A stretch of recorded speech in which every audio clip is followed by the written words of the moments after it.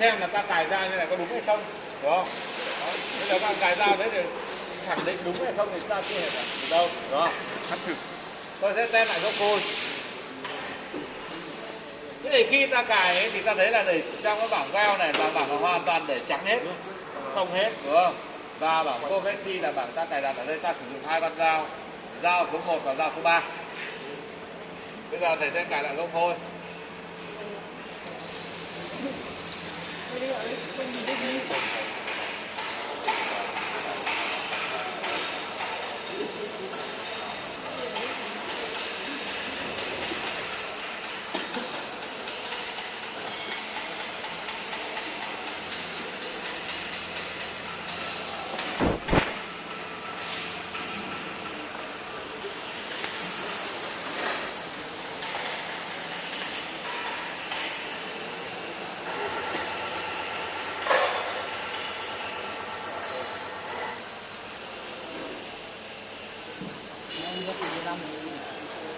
Ok, yeah.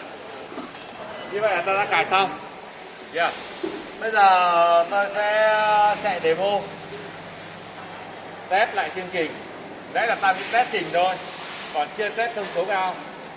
Vậy thì bây giờ tôi sẽ chạy demo thì tôi sẽ mở cửa để chúng ta quan sát xem là dao nó di chuyển. Trước tiên ta phải xem cái đường di chuyển con dao như nào, còn chút nữa ta chạy ta đóng cửa vào ta không nhìn được bên trong nữa đâu. Yeah. Thế để chạy thì trước tiên là chúng ta tiến hành rời gốc phôi. Thì ở đây cái vị trí để hiệu chỉnh chính là trong gốc thể XT. Yeah. Ta sẽ nhập Z đây một giá trị. Ở đây là Z ta nhập ra một độ đan điện và đạn dài là 30, ta nhập độ trên 50 là được. Tôi nhập 70 đi, 80 đi. Miễn là thì cuối hành trình của dao nó không vào thôi là được rồi, đúng không? Gọi chương trình gia công, edit, program, kia. Chương trình ta là chương trình số 2, ta nhập O02 thì chúng ta có thể nhấn O search cũng được, hoặc là nhấn mũi tên này cũng được. Nó đều hiển thị ra chương trình luôn. Trong chương trình này tôi chạy test thì tôi sẽ bỏ qua cái câu lệnh này đi. M8 có cái gạch kéo này. Thế để bỏ qua được thì ta phải khởi động cái nút này lên. Yeah. Nút này, muốn thực hiện được cái nút này thì ở đây ta sẽ, trong này là bạn ấy đặt cho thầy một cái M01 thì nút này sẽ dừng lại khi có lệnh M01, khi ta khởi động này. Đài loan chạy kiểm tra, chạy từng khối lệnh ở đây là mỗi một dòng lệnh được gọi là một khối. Yeah. Như vậy sau khi xong rồi thì ta sẽ tiến hành chạy thì ta sẽ đưa về mem này. Rapid override ở chế độ 25% thôi. Yeah. Để đảm bảo an toàn. Và ta bấm thì ta thấy là gì, nó sẽ hiển thị thực hiện chúng ta từng dòng lệnh một. Đó. Đấy, trục chính quay, đúng không? Nó sẽ di chuyển đến thì X42 Z5. Nhưng X42 Z5 này cộng với lại gì nhỉ? Cộng với lại 80, như vậy là nó là gốc độ Z85, đúng không? Đó, nó sẽ dừng lại. Thì như vậy cái khoảng cách này là 85mm, tức là tôi đã rời ra là gì nhỉ?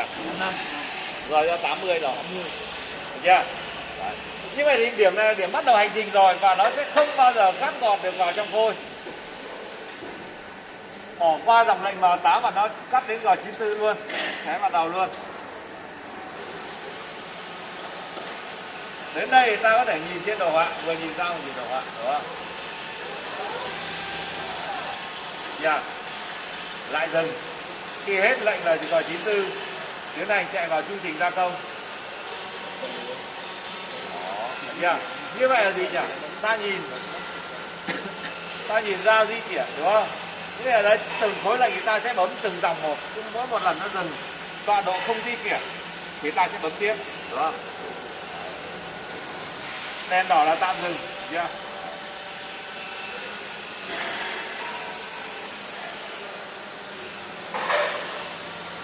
Đó. Hết một dòng lệnh thì nó lại dừng, đúng không? Và như vậy thì ta chỉ có nhìn được ở trên đồ họa là hiển thị, đúng không? dao di chuyển và tốc độ di chuyển như vậy ta thấy là gì, hợp lý rồi.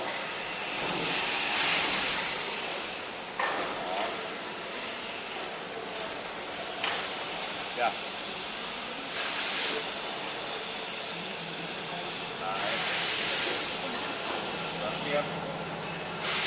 Đấy, di chuyển đến gì, điểm tham chiếu. Yeah. Và đến điểm tham chiếu thì nó sẽ dừng lại khi gì nhỉ? Bởi vì là đây nó ta khởi động này lên đúng không? Về tham chiếu máy dừng, bấm tiếp, dừng lại, giao số 3. Đó. Và bây giờ thực hiện là gì? Chu trình tiền sinh.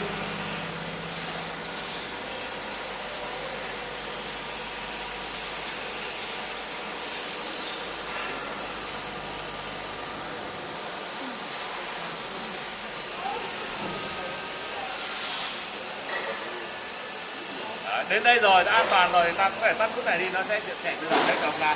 Được chưa? Kết thúc. Như vậy thì với cái phôi này, được chưa? Với chương trình này, bây giờ tôi có thể là gia công được rồi, đảm bảo an toàn, đúng không? Có thể mình sẽ tiến hành gia công. Việc gia công này thì bắt buộc chúng ta phải gì? Đóng cửa lại rồi. Bởi vì là gì? Việc gia công này thứ nhất là nước nó bắn ra, ngoài ra đảm bảo cái an toàn đều ta phải gì? Phải đóng cửa lại. Để gia công được thì trước tiên là tôi gỡ cái này đi, đưa về không input thì nó trở về giá trị này, được chưa?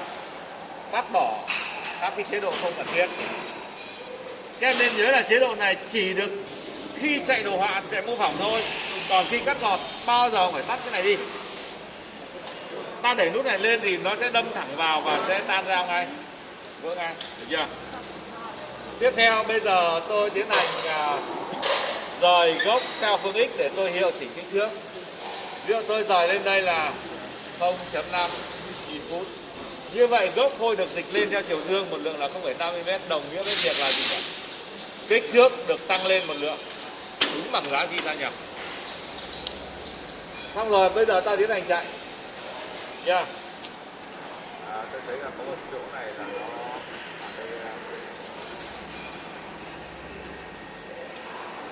rồi. Khi chạy thì hai tay ta đặt vào hai phím. Trong trường hợp sự cố ta có thể nhấn phím home này để tạm dừng, được chưa? Bởi vì cái phôi đầu tiên, cái sản phẩm đầu tiên thì ta chưa thể nói trước được điều gì.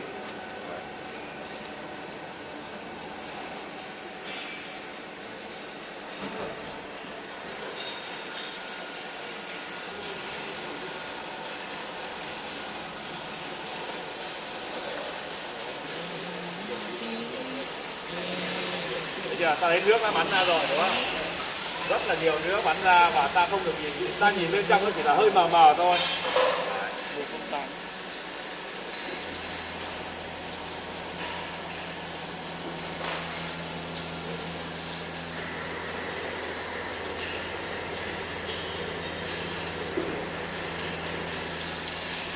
Trong quá trình chạy nếu như trường hợp sự cố ta bấm thì nó sẽ tạm dừng lại ngay, được chưa?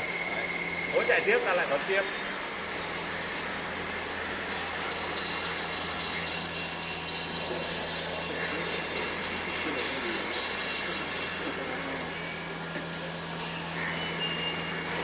Như vậy ta chỉ nhìn ở trên này, hoặc là ta nhìn chương trình, hoặc là nhìn chương trình, hoặc là nhìn đồ họa, còn không thể nhìn ở bên trong nữa đâu. Đó.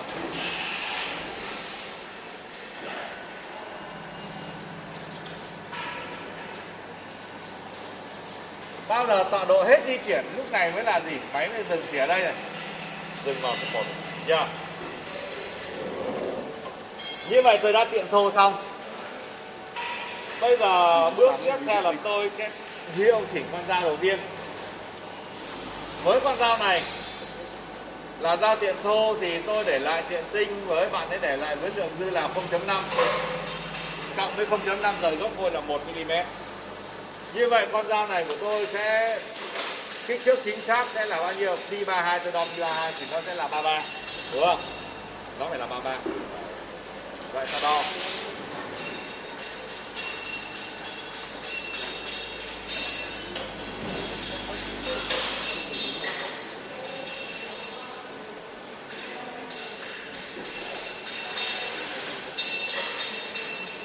Như vậy ở đây thầy đo được kích thước này là 33.07. 33.07. Như vậy con dao này đang bị dài lên, ngắn đi một lượng là 7%. Đồng với việc phôi của tôi đang bị dương lên. Được không? Phôi dương lên thì tôi phải offset âm đi thôi. Có nghĩa là ta đo phôi này là giá trị dương, ta offset âm. Đúng không? Kích thước lý thuyết của tôi là 33. Thực tế tôi đo được 33.07. Như vậy là dương lên 7%. Thì tôi sẽ nhập vào con dao số 1 này một giá trị là âm 7%. Được chưa? Thế nhập vào đâu? Nhập vào offset này. Không được nhập vào đây mà nhập đây này. Địa chỉ là dao số 1 thì tôi đưa về dòng số 1. Yeah. Trừ 0.07 input. Như vậy tôi hiệu chỉnh cho con dao đầu tiên. Yeah. Tương tự như vậy với con dao số 2 thì để hiệu chỉnh được con dao số 2 thì tôi lại phải cắt vào con dao số 2. Bạn đứng lên chạy ra đây để có thể là đóng nhẹ nhàng thôi. Yeah. Như vậy ở đây đứng lên chạy luôn. Được chưa? Để chạy được thì bây giờ em sẽ phải đưa về program này. Được chưa? Program. Nếu ở đây ta chạy này là chạy từ dòng này luôn thì ta sẽ di chuyển đến con dao số 3, bởi vì đây là trình của con dao đầu tiên. Em di chuyển gì? Dòng xuống. Đấy. Cứ ấn xuống bao giờ thấy con dao kế tiếp thì ta sẽ chạy từ con dao đó.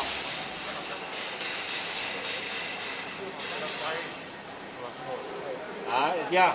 Nếu như các bạn chạy ở đây thì sẽ hơi nguy hiểm. Thì bao giờ các bạn phải đưa lên một dòng M01 này. Bởi vì lúc nãy nó dừng ở M01. Đúng không? Đấy là cách tìm. Cách tìm thứ nhất là di chuyển từng dòng. Cách tìm thứ hai tìm nhanh thì chúng ta sẽ di chuyển con dao đến, di chuyển dòng lệnh đến chữ T, nhập chữ T và nhấn mũi tên. Được chưa? Thì nó hiển thị ngay. Đấy là cách tìm nhanh. Được chưa? Em di chuyển lên dòng M01, bấm ra. Đấy, và đưa về men. Hai tay đặt hai phím, đứng thẳng vào, đứng ngay ngắn vào, thế, được chưa? Đấy, bấm cho ra, bấm nhẹ nhàng thôi, buông ra, đấy, được chưa? Và bây giờ đang cắt gọt của con dao số 2.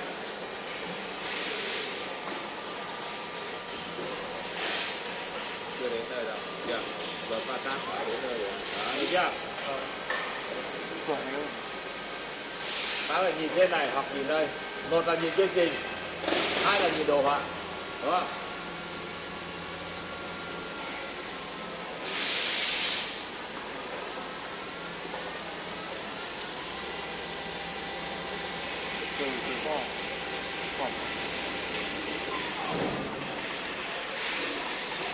Bao giờ đèn này sáng lên thì chương trình kết thúc. Đấy, như vậy bây giờ xong rồi. Thế bây giờ việc tiếp theo là ta sẽ đo đường kính của con dao số 2. Mở cửa ra. Đo đi cho thầy cho. Xem bây giờ nó làm bao nhiêu. Về lý thuyết bây giờ phải làm 32,5. Đúng không? Đấy, là 32,5.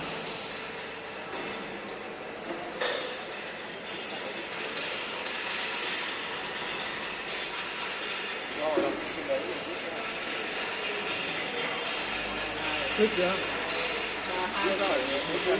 2,44 là con này lên đo. Bây giờ ta tiện xuống đúng 32,0. Đúng không? Nếu như anh đo được 3,44 thì anh phải trừ đi thì 6%. 6% ở đây là sẽ là gì? 32,5 trừ đi 3,44 là 6%. Nhưng 6% đây sẽ nhập vào bên nhập dương. Nhập dương. Dương thì anh nhập vào vị trí cho thầy thế nào. Anh đưa về offset. Đấy, offset. Đấy, là bảo đấy. Vào đây là con dao số 3. Thì mình sẽ di chuyển đến dòng 3. Đó. Và nhập bao nhiêu? 0.06. Cứ bỏ chữ x đi. Nhập giá trị là chỉ có con số thôi.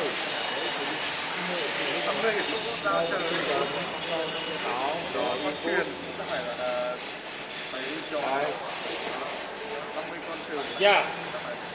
Nếu như mà chúng ta offset này cắt xong đo lại, nếu như vẫn sai thì để nguyên giá trị, để nguyên trên máy lại đo lại offset tiếp. Yeah. Đấy, thì ta sẽ offset dần. Yeah. Rồi. Đấy là theo đáp án của anh, đúng không? Thế là anh sẽ đưa lại phù hợp.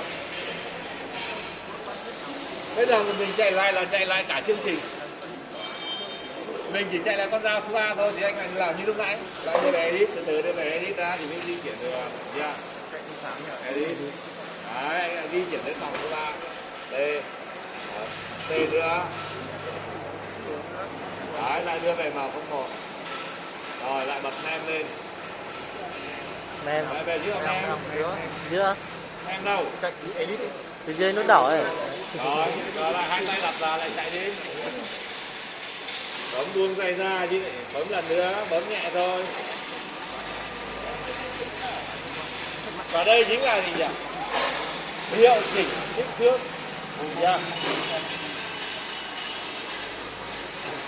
Đó. Và bây giờ mình lại gì thực hiện thao tác đo lại. Chưa? Đây được gọi là hiệu chỉnh. Con nắm ở trên nhỉ?